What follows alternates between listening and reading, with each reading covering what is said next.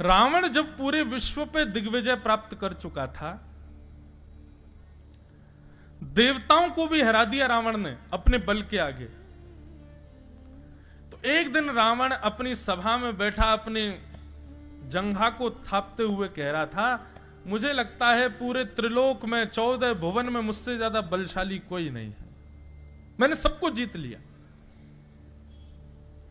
तब उनके सभा में एक व्यक्ति बुजुर्ग सा आया और आकर के कहा, महाराज आप निश्चित ही बलशाली हैं, पर हम आपसे प्रार्थना करना चाहेंगे कभी अवध नरेश महाराज रघु के यहां मत जाइएगा। भगवान श्री राम जिस वंश में प्रकट हुए, रघुवंश, वो रघु महाराज।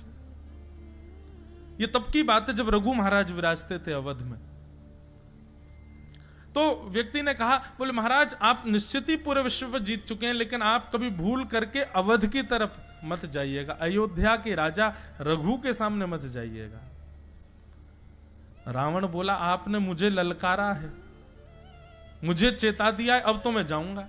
बोले महाराज मैं फिर हाथ जोड़ के प्रार्थना करूंगा, मत जाइएगा, वे बहुत बलशाली हैं।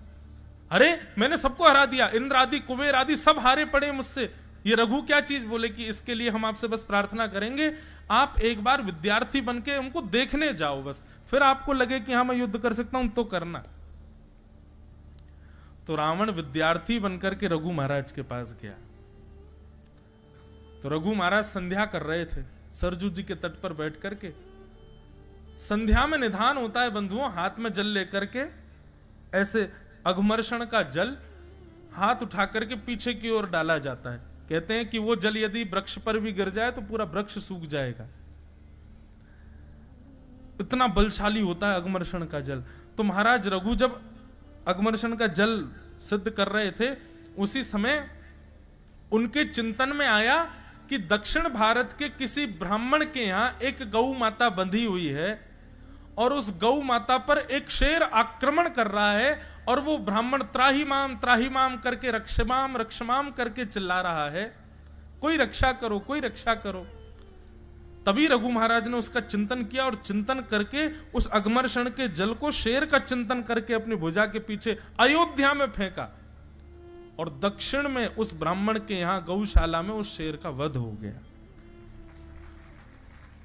ये थे महाराज रघु। रावण ने जब ये दृश्य देखा, रावण दौड़ करके गया, बोले महाराज आपने अभी अभी कुछ किया है, ये अघमर्षण का जल आपने जो पीछे फेंका, निश्चित ही मुझे जो